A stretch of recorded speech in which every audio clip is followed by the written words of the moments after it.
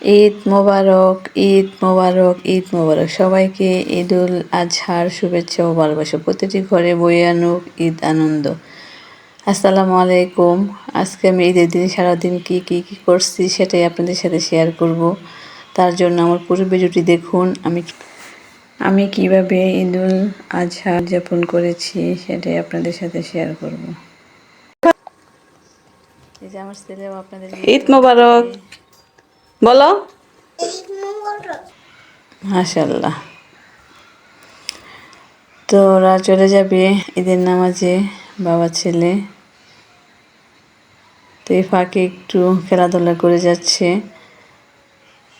এই যে চলে যাচ্ছে ঈদের নামাজ পড়ার জন্য।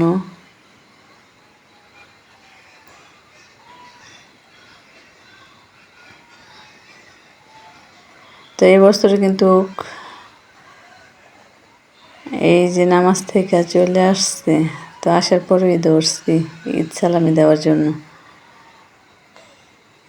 তো যাই হোক, অনেক কষ্ট করে কিছু টাকা দিয়েছি ঈদ সালামি। তো ওইদিকে গরু জবাই করবে, এই জন্য ব্যস্ততার কারণে বেশি সময় লেট করা হয় নাই। তো এই যে দেখেন কুরবানির গরু এখানে সবাই নিয়ে আসছে জবাই করার জন্য। তো এখন গরু জবাই করে তারপর এই সময়টুকু যাবে ব্যস্ত সময়। তো সবাই পুরো ভিডিওটি দেখুন, ভালো লাগবে। তো সবাই একটি লাইক দিয়ে চ্যানেলটি সাবস্ক্রাইব করে পাশে থাকবেন। তো এইভাবেই ঈদুল আজহা উদযাপন করা হয়। গরু কুরবানি দিয়ে এই গোশত নিয়ে ব্যস্ততার মাঝে কাটাতে হয়। তো এই যে এই প্রথম আমি গোশত কাটলাম, কোনো সময় গোশত কাটি না। তো এই বছর আমি গোশতগুলি কেটেছি, তো ভালোই লাগছে আমার কাছে। তো যাই হোক, কাটাকাটি হয়ে গেছে। এখন আমি এখান থেকে কিছু মাংস নিয়ে রান্না করব। তো এই যে মাংসগুলি নিয়ে আসছি, এখানে এই যে মাংসগুলি আমি ভালো করে ধুয়ে নিচ্ছি। এখানে 7-8 কেজির মতো মাংস হবে, 8 কেজির নিচে না। তো এই যে দেখেন মাংসগুলি আমি ধুয়ে পরিষ্কার করে নিয়েছি। এখন আমি রান্না করব। এই যে দেখেন মাটির চুলার মধ্যে। তো এতগুলো মাংস কিন্তু ঘরের মধ্যে রান্না করা যাবে না, এই জন্য আমি মাটির চুলার মধ্যে রান্না করতেছি। তো মাটির চুলার মধ্যে আর কোরবানির গোশত রান্না করি না কেন, এর স্বাদ কিন্তু অতুলনীয়, এর কোনো তুলনা হয় না কোরবানির গোশতের স্বাদ।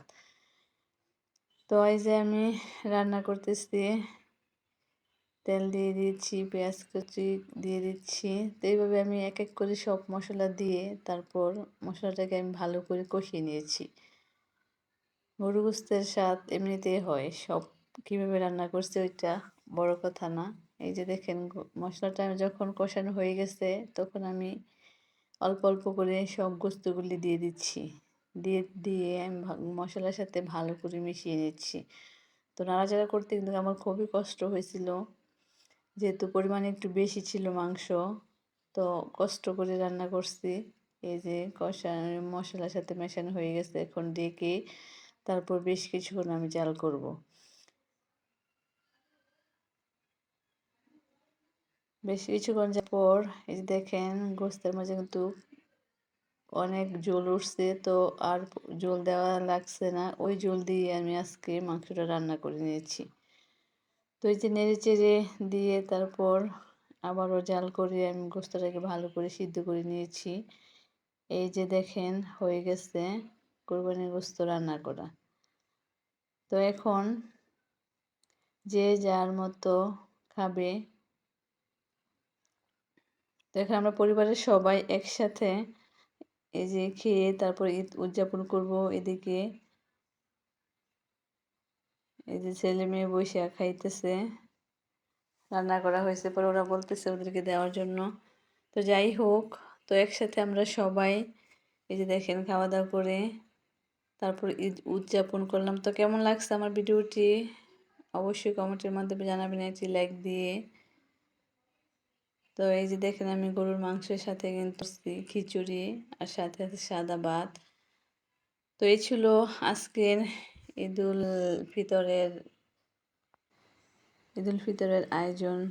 তো সবাইকে অনেক ধন্যবাদ আমার ভিডিওটি দেখার জন্য। আজকের মতো বিদায় নিচ্ছি। আবারও সবাইকে জানাই ঈদ মোবারক।